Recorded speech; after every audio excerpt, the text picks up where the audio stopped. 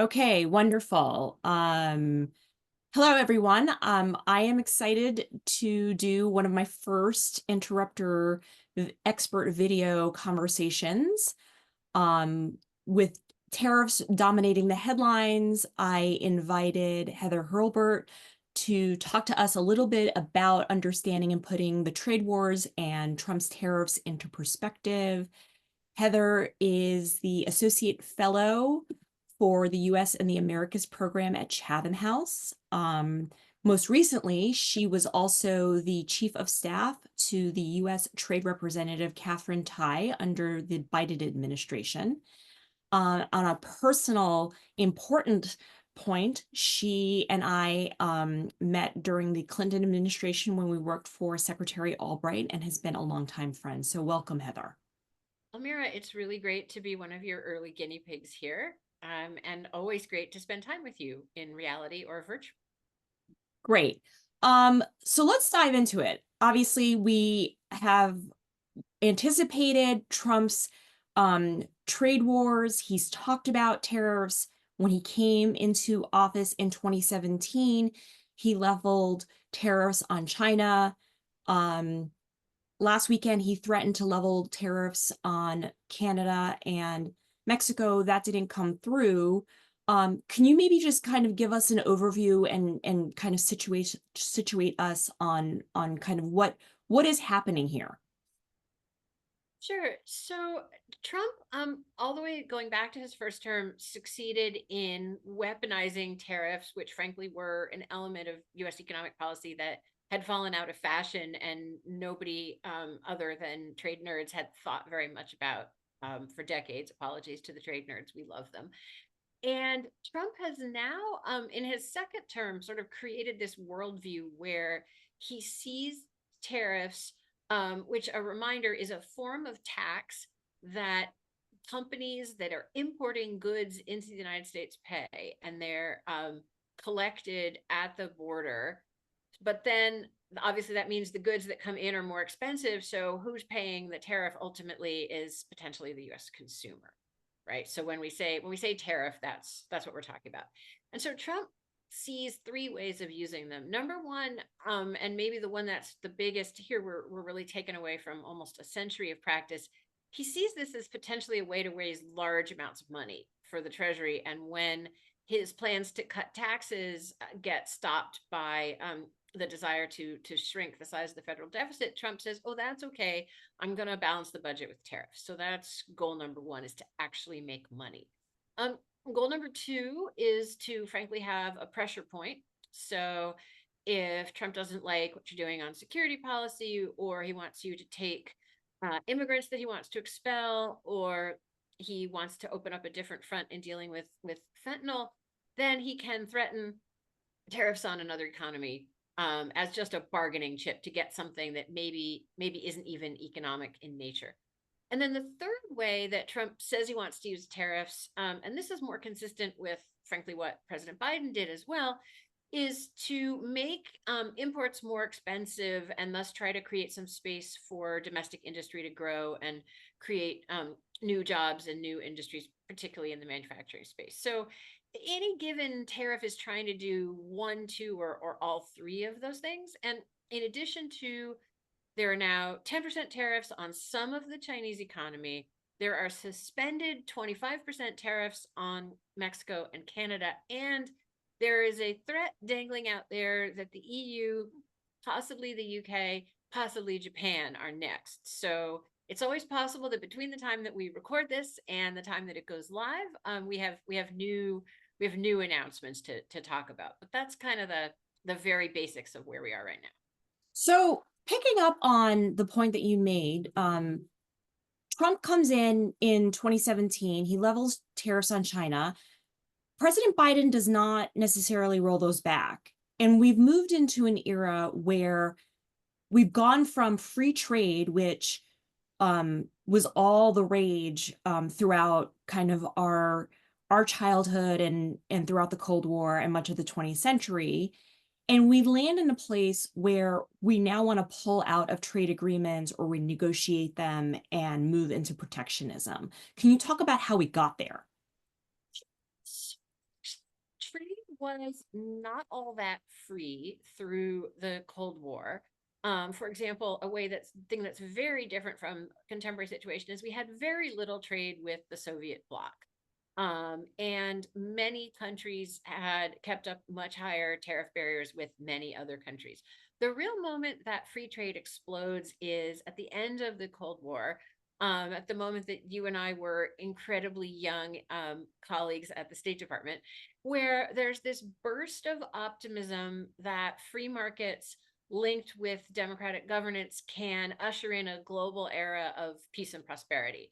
And so then you have the creation of the World Trade Organization and the establishment of trade the way we have it now, which is not entirely free, but basically most developed economies and many emerging economies have quite low tariff rates. That there's always pockets of opposition to that in the US, mostly among manufacturing workers and industries who are the first to be vulnerable because many things are easier and cheaper to make in lower wage economies.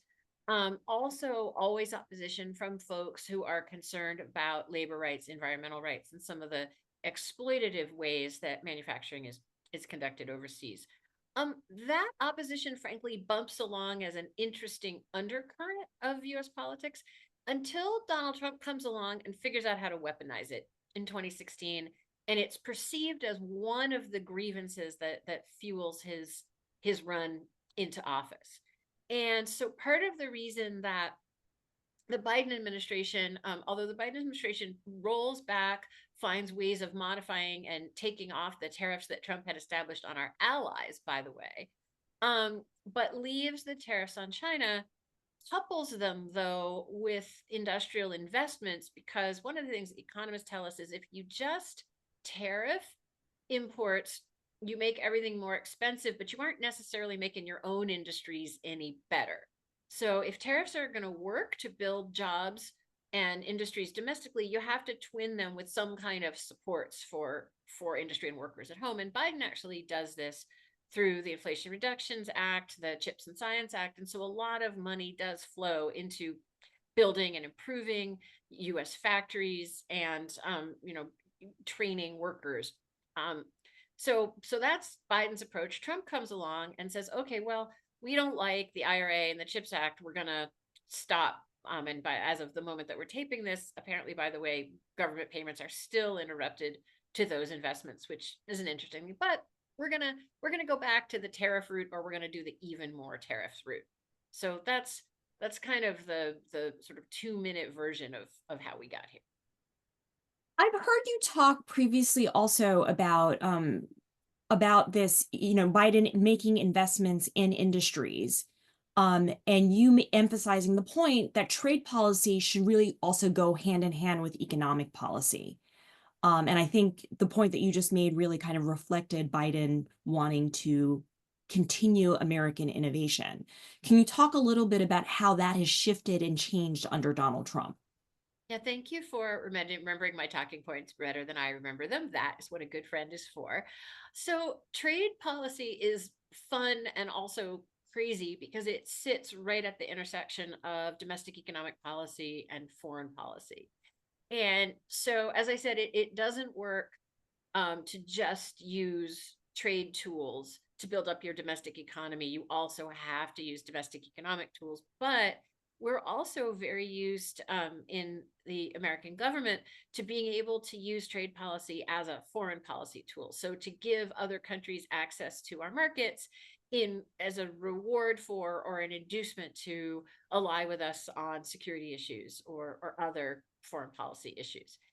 And one of the things that happened after Trump's first presidency was that the message was taken by the Biden administration. Okay, the American people want a different alignment of the foreign policy imperatives and the domestic imperatives, and want to feel like there is actually that we are not just sort of encouraging competition, discouraging competition for the sake of foreign policy, but that we're also thinking about how is this actually affecting American communities, and are we giving people the tools we need to thrive? Trump kind of takes a different approach to that, which is that he uses, the sort of big stick of punishments to other countries' economies rather than benefits to other countries' economies as a foreign policy tool. That's one way of thinking about what he's done here, that he's flipped. And, of course, it depends how long you think that an all stick and no carrot approach is going to be successful. Sort of what you think of his approach. Well, the other approach that I'm intrigued by that Trump has announced is he has said, come Japan, come Europe, come set up your manufacturing here in the United States. Can that actually work? So, good question.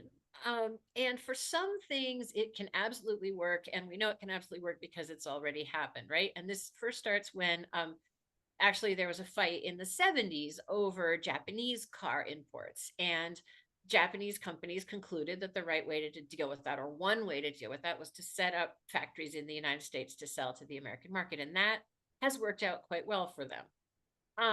Other companies, other kinds of products that where there's maybe going to be less of a margin on the finished product, not so much. For example, if you are thinking about a small, inexpensive consumer good where fairly or unfairly it's being produced, say, in China for, you know, a 20th of the price that it's being produced here, um, you you could put on enormous tariffs and it's still going to be cheaper to bring that product in from China.